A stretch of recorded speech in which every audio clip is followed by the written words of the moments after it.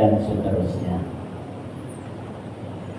Nah, kata beliau yang dikutip dalam kitab Ihya Ulumuddin Al-Imam Ghazali rahimahullah ini, wa wailun lil 'alimi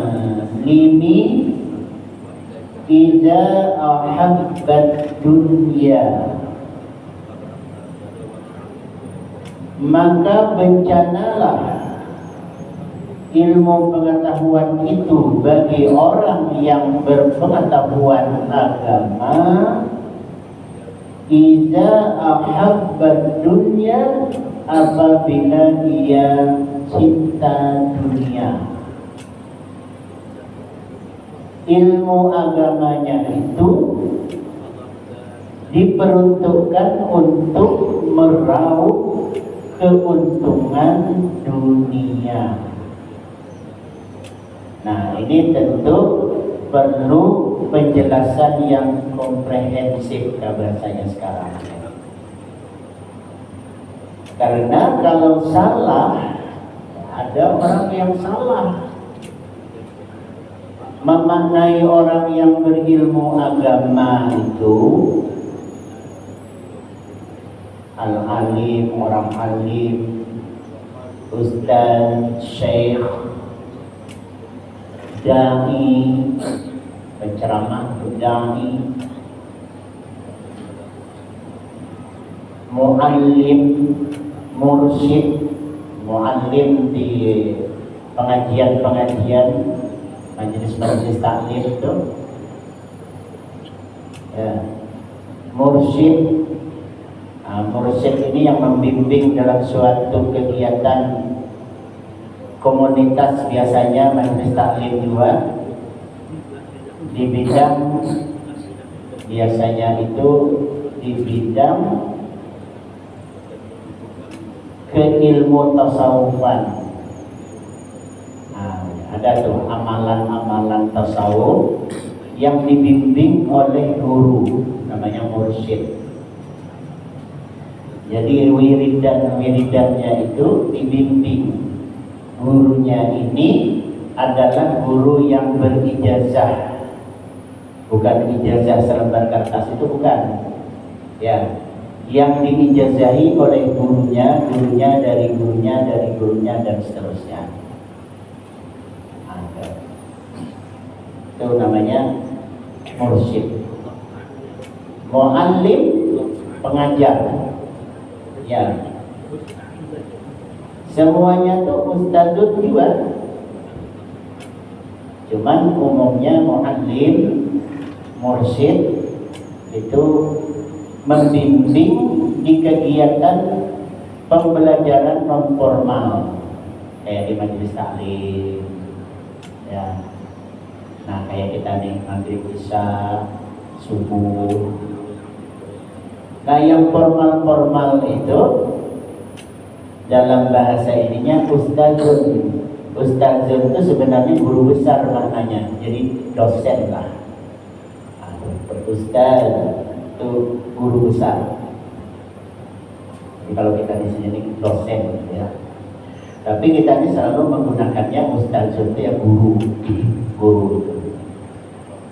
Nah, dan guru itu, ya, kita ini umum saja menyebutnya apakah ustadzun, bisa juga muallimun, gitu. Nah, orang yang alim dengan ilmu agama ini, maka celakalah baginya apabila dengan ilmunya itu ahabbat dunia, ia meraup keuntungan dunia.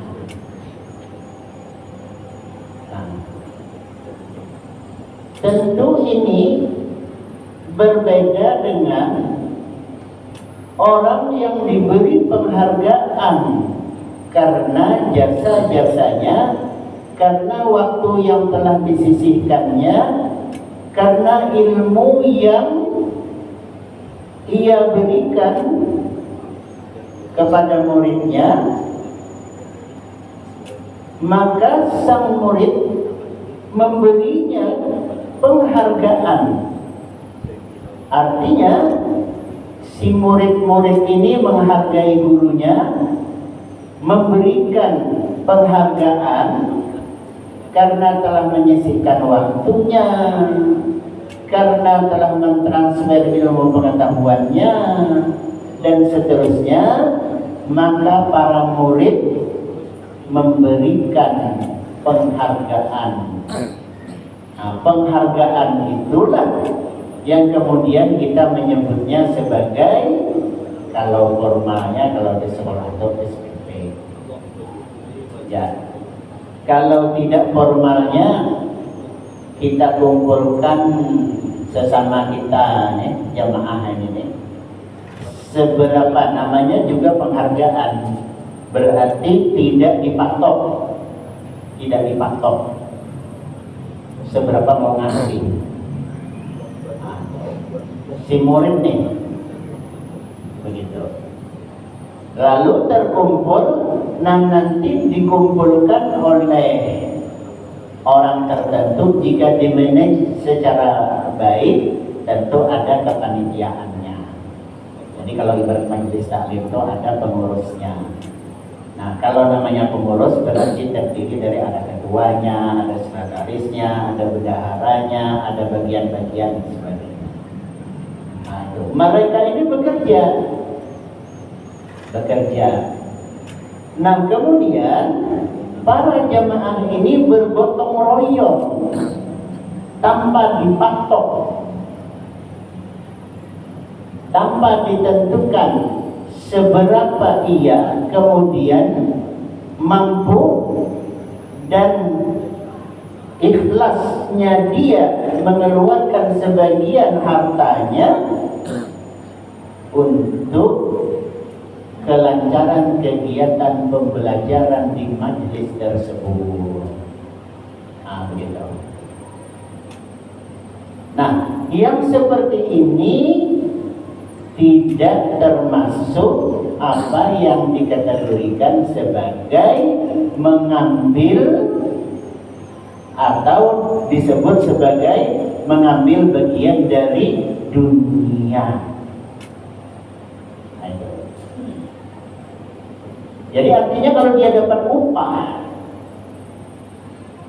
sang guru ini tadi itu, sang mursyid tadi ini, dari murid-muridnya tadi ini, maka itu adalah hanya nilainya penghargaan. Kalau bahasa sehari-hari kita namanya ucapan terima kasih. Nah, itu penghargaan. Karena tidak dipatok, tidak ditarik. Bagaimana kalau ditarik? Kita mendatangkan guru, mengajarkan ilmu sampai tuntas, karena dia tinggalnya jauh, umpamanya di Pulau Jawa, kita datangkan ke sini, maka tentu ada perhitungan. Nah, perhitungan apakah dia berkeluarga, punya istri, punya anak berapa, apakah ditinggal, apakah dibawa, berapa waktu ia meninggalkan keluarganya. Ini kan ada namanya hitungan. Karena ini Ustadz bukan malaikat. Kalau di pondok pesantren itu seperti itu, guru berpesan kepada para wali santri, ibu bapak, para wali santri, kami cukup mengingatkan untuk kiranya saling dapat memahami dan memaklumi bahwa guru-guru yang mengajar di pondok pesantren ini bukan malaikat. Paham lah ya, kita deh sudah disampaikan bukan malaikat. Kata kiai seperti itu. Jadi kita sebagai wali santri itu paham lah, sudah berarti guru ini bukan malaikat. Kalau malaikat berarti tidak ada nafsu makan, tidak ada nafsu untuk gitu. Artinya manusia. Nah, sekarang kalau manusia kita ukurlah keperluan manusia itu apa. Gitu. Nah, jadi kalau kita mengundang penceramah, ya kan? Nih mau bentar lagi bulan Maulid nih.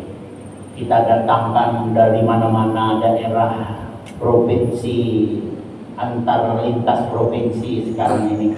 Entah dari Jawa, entah dari Kalimantan, entah dari Sulawesi, entah dari Sumatera, bagian barat, bagian utara, entah tetangga kita, sekitaran Jambi dan sekitarnya, kita datangkan ke kampung kita Indragiri Hilir nih toh. Apa kira kita terima kasih begitu saja? Kan? Ya masalahnya ada nih. Ya, video viralnya nih, ceramah ustadz juga nih. Nah, itu. Katanya itu ustadz tidak baik seperti itu. Minta pelayanan katanya. Ya, minta pelayanan kepada jemaah, ditempatkan di tempat yang istimewa, dikasih makan yang istimewa. Bahasa Banjarnya ditukarkan undang gala, paten sungai. Ustadz ini tadi nih.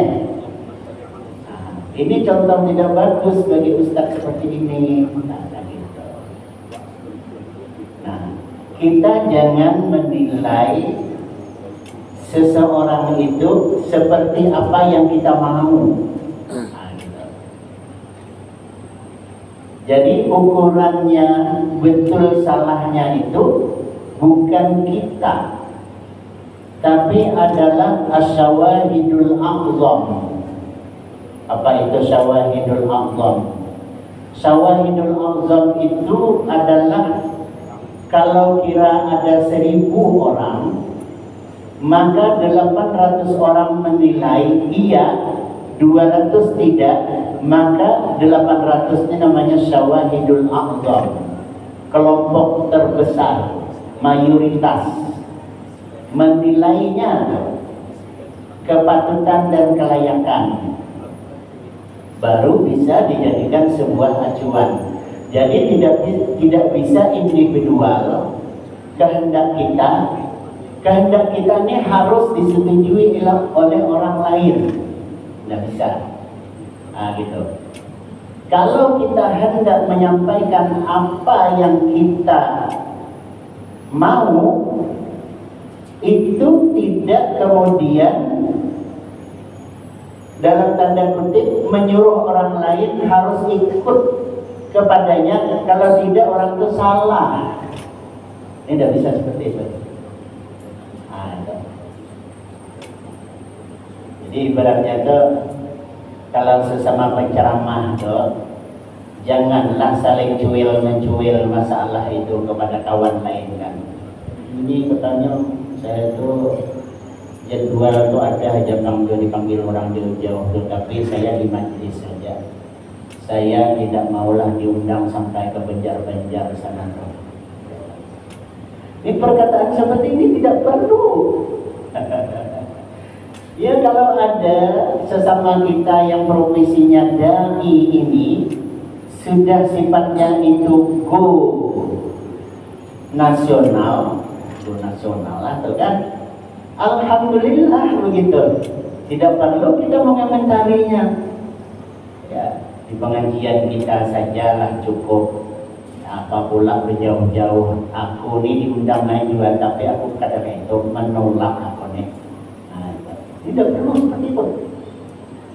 La tuzakku anfusakum wallahu a'lamu biman ittaqa. Ini dalam Al-Quran dong. Jangan kau sucikan dirimu seolah-olah kita ini paling bersih begitu. Wallahu a'lamu bittaqwa. Allah Maha tahu siapa di antara kalian itu yang paling bertakwa. Tidak perlu kita nilai.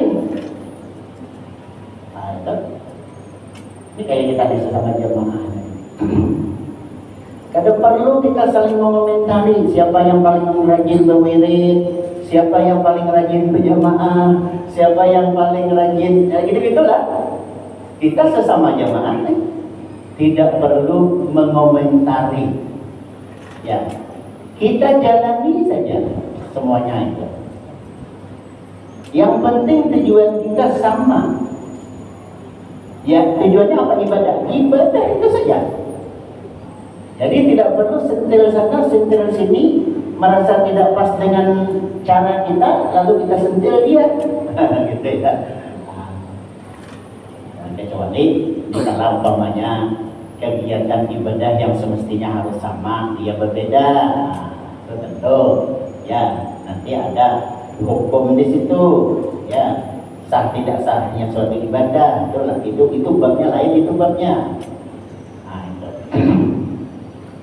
Nah, jadi orang yang di sini nih disebutkan, celakalah orang yang apabila dengan ilmu agamanya ia kemudian mengambil manfaat dengan ilmu agama itu kepentingan keuntungan dunia, maka celakalah mereka itu jangan dipukul rata maknanya menurut kehendak hati kita. Menurut saya nih pasnya begini nih. Aduh. Mengambil upah. Mereka bukan mengambil upah, tapi mereka itu dihargai. Maka jangan diajari jamaah ini atau masyarakat ini, jangan diajari untuk mereka tidak menghargai para orang-orang berilmu atau orang-orang alim. Ujar guru si Anu, ngomong ada penceramah itu biasa-biasa aja, jangan tapi dihormati. Jadi kita aja bergantung. Jadi hanya datang duduk di mana terserah. Makan bersamaan aja berubah begitu kan kita sama aja. Itu kan selera kita. Tapi kalau ada jamaah mau menghargai orang berilmu, jangan juga dilarang. Nah, sebelum acara dibawa ke rumah panitia dulu, ya di masjid orang sudah berjanjian, berhaksi sudah. Di rumah nih Ustadz nih yang mungkin belum makan malam dulu bersama panitia, bersama masyarakat, tokoh-tokoh di situ. Apa yang salah? Ada yang salah di situ? Tidak ada. Nah, itu kalau saya membacanya seperti itu maunya sang guru tersebut. Nah, ini tidak bisa seperti itu. Ya. Jadi artinya tidak termasuk mereka itu adalah hubud dunia. Itu katanya apa itu penceramah amplop itu. Nah, penceramah amplop itu yang kayak apa bro? Pakai bro.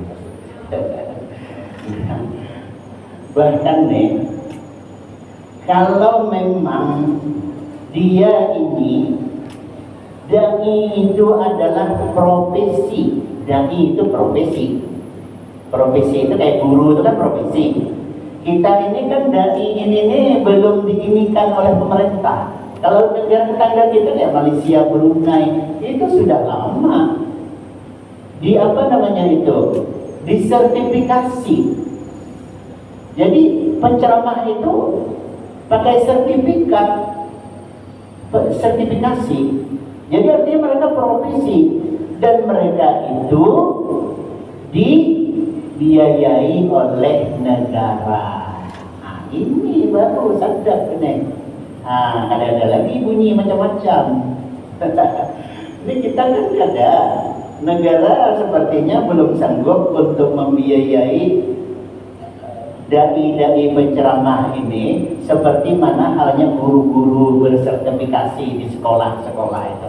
Guru-guru bersertifikasi aja masih ada yang belum, ya lama dan mengajar katanya juga belum dapat sertifikasi. Sertifikasi itu kan pengakuan dari negara, lalu kemudian dia dihargai oleh negara. Aktivitas dia itu, kegiatan dia menjadi guru itu diupahlah bahasa ininya oleh negara. Negara yang upah lebih. Nah, dan itu kalau semestinya seperti itu tuh, supaya tidak ada lagi bunyi yang macam-macam gitu. Tapi kalau negara tidak menanggung, kayak kita di sini ini tidak ditanggung oleh negara. Sementara itu guru dia adalah meninggalkan anaknya, istrinya, keluarganya, segala bagai keperluan hariannya, dia tidak bekerja, maka kiranya perlu kita pikirkan. Oh, itulah katanya. Makanya kalau jadi penceramah itu harus kaya dulu kita, diisi kabut. Nah, jadi pengusaha, pedagang kita ini nih, baru penceramah itu enak, kita kemana-mana itu, kada perlu minta-minta, dikasih orang salam tempel. Tapi kan realitanya tidak seperti itu. Nih sekalipun kita ini masalah. Kenapa judul malam hari ini Iza Habbat Dunia ya? Sekalipun orang yang mampu, sang penceramah ini, sang guru ini, sang dosen ini, orang mampu nih, bahkan lebih mampu dari kita, secara ekonominya mapan, maka tidak kemudian menutup bagi kita untuk beramal kepadanya. Begitu. Jadi tidak ada kata kita mau mendekatkan guru si A. Oh, guru itu sugi orangnya. Jadi kadang perlu kita kasih bulik kita, kadang perlu dikasih amplop atau ceramah itu bulik, mobil surang, apa segala macam kan, suki di bawah. Itu. Apakah bagus panitia yang menyelenggarakan kegiatan ini? Tidak bagus. Kenapa begitu? Karena kita merasa tidak punya rasa memiliki ilmu yang dikasih tadi itu, istilahnya tuh gratisan aja. Namanya gratisan, dikasih, alhamdulillah. Kalau dikasih pun juga berapa juga, itu gratisan. Nah, kita hargai ilmunya itu. Nah, adapun seumpama guru ini tidak menerima, baru umpamanya sudah dikasih, ini saya terima, ya seberapa isinya saya tidak tahu, tetapi kemudian rezeki ini yang sudah saya terima ini, saya hendak berwakaf ke Masjid Al-Huda ini untuk pembangunannya. Umpama seperti itu tuh. Nah, maka berarti dia dapat pahala, si penceramah kita itu, panitia sudah dapat pahala, memberi orang itu, sama-sama dapat pahala kita. Nah, dalam kata lain, si penceramah ini juga tidak baik kalau perangainya itu langsung menolak. Ini saya sugih nih, ya. Lalu saya ceramah, oleh panitia mau dikasih. Saya bilang, kalau usah. Saya rezeki ada aja. Itu kasih sama yang lain-lain aja. Ini tidak baik seperti itu. Jangan-jangan ada takabur di hati ini. Yang baik apa? Terima. Ini sudah saya terima, tapi alhamdulillah ada aja rezeki. Jadi ini akan saya kemudian wakafkan, atau saya berikanlah, apalah bahasanya, kembali, apakah untuk apa ini, anak yatim kah, pembangunan masjid kah, atau panitia, terserah aja ya panitia ini. Alhamdulillah ada aja rezeki. Nah, jadi sama-sama dapat pahala. Nah, begitu. Jadi tidak langsung menolak. Jadi kalau kita kada suka atau kita tidak perlu, pemberian orang itu tidak boleh ditolak langsung, tidak boleh. Nah, menimbulkan rasa sakit hati orang itu tuh kita berdosa. Kan orang merasa bahasa kitanya tuh boleh.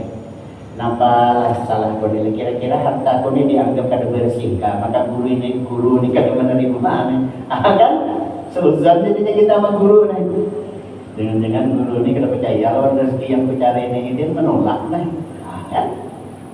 Jadi kita membuat orang bersuzon lah. Coba terima aja. Terima. Setelah kita terima, kalau kita memang ada hajat, kemudian kita perlu kiranya membantu yang lainnya, tapi itu sudah milik kita ini di barang. Jadi kan pemberian itu adalah menjadi hak milik jatuhnya. Jadi bukan punya panitia lagi ini udah punya kita ini. Nah kita hadiahkan lagi, berarti kita mendapatkan pahala di situ. Nah seperti itu. Jadi makanya jangan kemudian dikira orang yang jika sekalipun ya ada yang menaruh dalam tanda kutip tarif, jangan kemudian kita putuskan wah ini penceramah pakai tarif. Nanti dulu, kayaknya dulu memponis kayak gitu. Kita datangkan penceramah dari Jakarta, ini jangan mau dulu datang ke sini tapi 5 juta aja. Nah, wah nih penceramah ini nih, penceramah amplop nih, penceramah bertarif nih. Nanti dulu memponis seperti menjas seperti itu. Sekarang kita hitung biaya dia datang, ya, nah terus hitung yang ditinggalkan yang hitung, nah baru ketemu, no. Itu. Insya Allah kita tidak akan menemukan hukum dunianya di situ. Kecuali nih pengecualiannya, dia telah mematok sedemikian nilainya yang tidak rasional dengan hitung-hitungan tadi ini, maka tentu ini namanya komersialisasi agama. Ayo atau bolehlah. Memang sensitif memang. Kalau artis itu gampang ya. Penyanyi datangkan ke tembilahan nih oleh manajernya seininya. Gimana deal kita? Deal. Ayo datang artis malam minggu nih. Begitu. Tapi kalau penceramah nanti dulu. Ya, memang ada juga deal-dealnya. Hitung ini. Ya, dia membawa kawan pesawat pulang pergi, kemudian nah itu segala macam hitung maka sekian gitu. Akan sensitif kan? Nah, ini masalahnya berdakwah Pak, berceramah kan? Nah ini ngalihnya nih. Ya, kalau tulak menyanyi gampang. Umpamanya saya penyanyi dangdut diundang orang ke Guntung umpamanya. Lalu panitia dangdut di Guntung nelpon saya, bisa datang, bisa berapa ayo? 5 juta ya. Gimana deal ayo berangkat. Tapi kalau ceramah kan dia bisa begitu. Panitia masjid Guntung menelpon, gimana Pak Ustaz bisa kira-kira bulan Maulid ke Guntung? Berapa kira-kira di situ sanggup menahan? Kan sensitif kan? Makanya oleh karena sensitif seperti itu jangan disuruh berunding. Penceramah ini yang disuruh berunding, tapi kita yang menghitung, panitia ini hitung. Nah, gitu. Jadi nanti baru ya di belakangnya itu kira-kira biasanya ada tuh. Kalau penceramah dari Jakarta itu ada muridnya biasanya mengiringi itu. Kita bisa membandir muridnya itu di lobi hotel kan. Jadi kayak nih guru kita nih biasanya hidupnya berapa kira-kira nih pantasnya nih. Nah kan gitu. Itu kan ada masalah kan. Itu bukan buku dunia itu guru tadi itu penceramah tadi itu. Nah ini yang perlu kita bawahi. Jangan lalu kemudian saya tidak begitu. Yang model begitu itu ya orang-orang kubur dunia. Jangan. Itu nanti kita akan disentil oleh ayat Allah, la tuzakku anfusakum. Jangan kau merasa suci, atau dalam bahasanya jangan sok suci.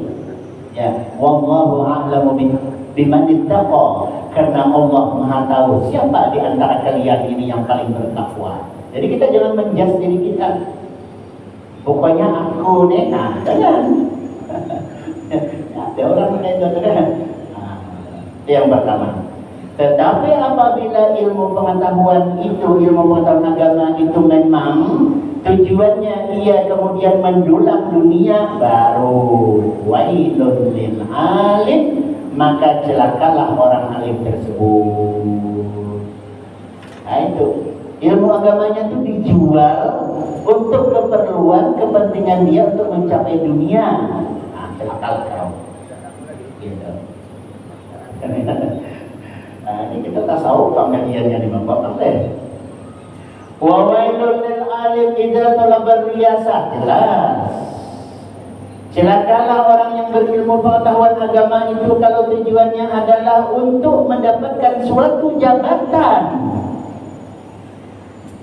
Ini Imam Hasan Al-Basri yang berkata nih.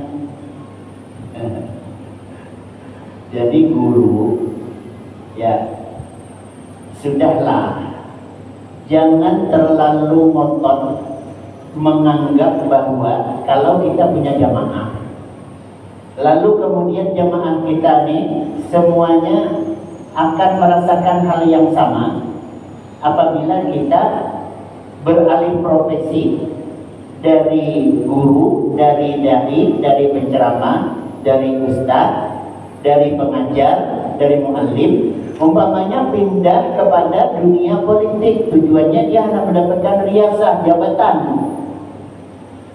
Nah itu, jangan dianggap murid kita itu mendukung berkalaan.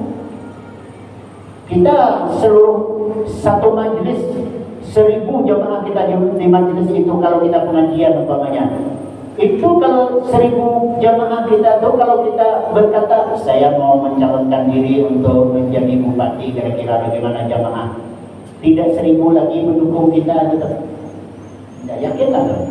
Nah, yang 1000 itu yang kalau kita belajar, kalau kita ngajar ilmu ya 1000 yang datang. Tapi kalau tujuan kita datang ke situ kampanye, ingin nanti suatu jabatan dan sebagainya, kan 1000 lagi. Paling berapa lagi pendukung kita? Nah itu, karena udah terpecah. Ada yang ingin senang memilih itu. Anu aja aku bagusnya ustaz kan usah aja nih, bagusnya memimpin pengajian aja. Karena menjadi politik ini, politik kita ini ngalih deh. Kita tidak mampu mewarnai politik kita ini masih beda dengan kayak Iran gitu. Nah, daripada itu keringkat kita nih, ya udahlah guru jadi guru aja lah. Ya, ada yang itu kan, ada 1000 lagi mendukungnya kan. Nah, kalau sebab itu, apabila tujuannya memang untuk kepentingan dunia dan bahkan untuk suatu jabatan, maka wailun lil alim, celakalah orang alim tersebut. Alhamdulillah. Sekira inilah kajian kita pada kesempatan ini. Mohon maaf kekurangan. Wallahul muwaffiq ila aqwamit thoriq. Billahi taufiq wal hidayah. Wassalamualaikum warahmatullahi wabarakatuh. Bismillahirrahmanirrahim. وعلمنا ما ينفعنا وارزقنا ما ينفعنا ربنا اتنا في الدنيا حسنه وفي الاخره حسنه وقنا عذاب النار وصلى الله على محمد وعلى اله وصحبه وسلم والحمد لله رب العالمين. تقبل الله منكم منا ومنكم تقبل